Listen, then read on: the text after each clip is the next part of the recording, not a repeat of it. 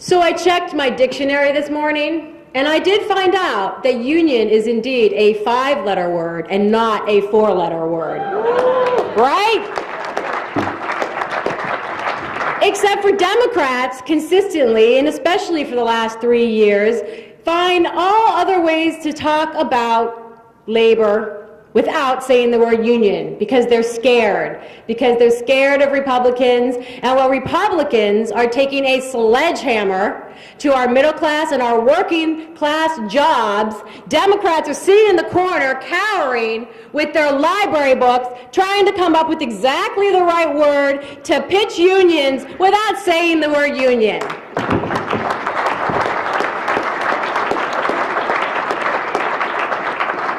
So I bow to nobody and take a back seat to no one in this race on my strong support for unions, because for the last 6 months, as I have been to over 100 communities in this Commonwealth, I have consistently and loudly and proudly said that I am a union supporter, and I will not back down in the face of any Republican who tries to sell something else and all of us down the river.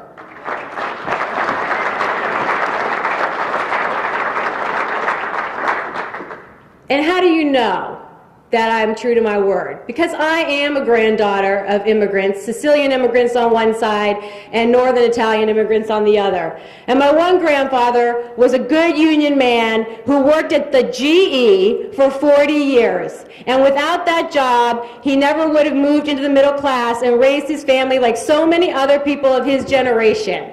And as a machinist and the granddaughter of a machinist who built his own bandsaw and lathe in his garage, I may be a lawyer, but I know my way around a power tool.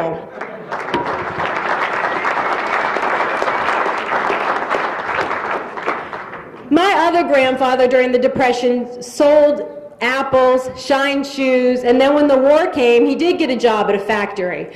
But he used to tell this story. I never did get to meet him, unfortunately, but he told my father this story, that a little dog would follow him to the factory every day, but the dog would always stop right before the door. And the saying in Sicilian that he would say was, "Manca il cane." Manca il cane. Not even the dog wanted to go into that factory. Even though he was grateful to have a job that put food on the family's table, that job was not a good enough job in terms of today's union wages and protections and benefits. And we are not going back to the Gilded Age before the time where we had children working in sweatshops. See, Democrats don't get that this is a street fight. This is not a library book fight. And when we have senators... Thank you. Thank you.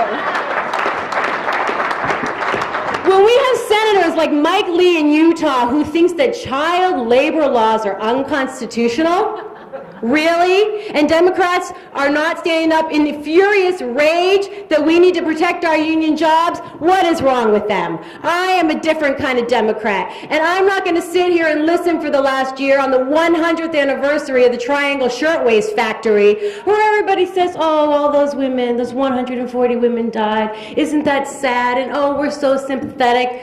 Give me a break. Because nobody cared about them then, and nobody cares about them now, except for our sisters and brothers in the unions.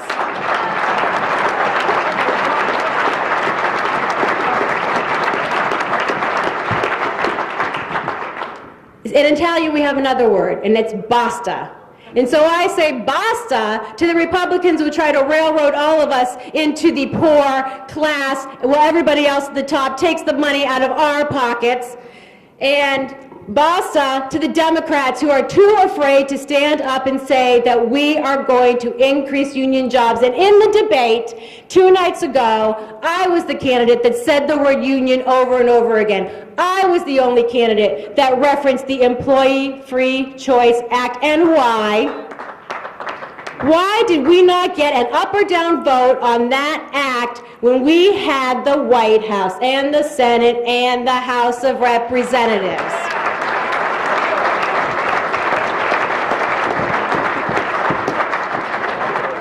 Democrats need to learn to play hardball, but I already start way ahead of the game. So if you want a candidate that knows how to play hardball, I'm your candidate. Now, thanks.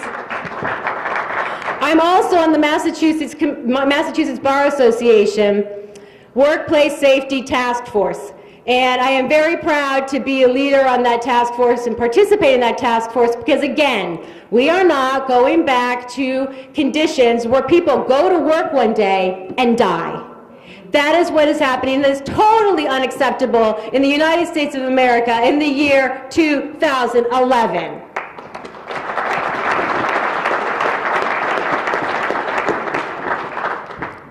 And by the way, if union jobs cost so much, and they're the reason why companies have to have layoffs and, right-to-work states are more efficient and it's, union jobs are dragging down the economy, how come Walmart, the biggest anti-union company in this country, which now just got a sweetheart contract with the White House for the food industry, yeah, boo to that is right.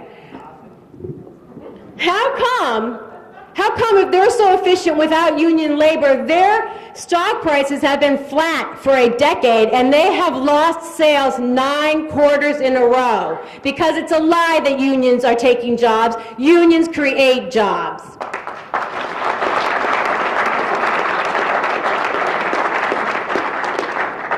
And finally, as an immigration attorney, I know NAFTA, everybody in this room, remembers that giant sucking sound in the manufacturing jobs that hit us so hard and we haven't gotten them back yet. But no, and so when Democrats are talking about let's pass the Colombian Free Trade Act and Korean Free Trade Act and the Panama Free Trade Act, are you kidding me? Really? I don't know what's louder than the giant sucking sound. I don't have a good quip for that off the top of my head, but when I know, you'll know it. But no, we're not going to pass those free trade agreements. And the other thing that no one ever talks about is not only was it bad for manufacturing jobs in America, but it ruined the economy of Mexico because agribusiness flooded. Canada and the U.S. subsidized their agribusiness, flooded Mexico with cheap corn, put 2 million corn farmers out of work. What happened?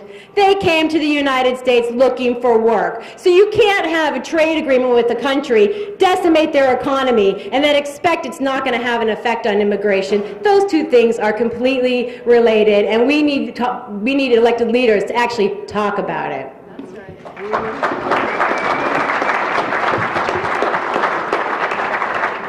So in closing, I am in this race to stay. I am going nowhere. I never quit anything I finish. And I stand strong on unions because it is the only way out of this economic mess. And my jobs plan, for the last 3 years, we're just now getting a jobs bill. I've been talking about $100 billion.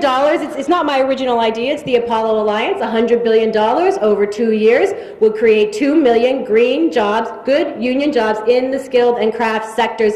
Why couldn't a Democrat figure it out? I just gave it to you in 5 seconds.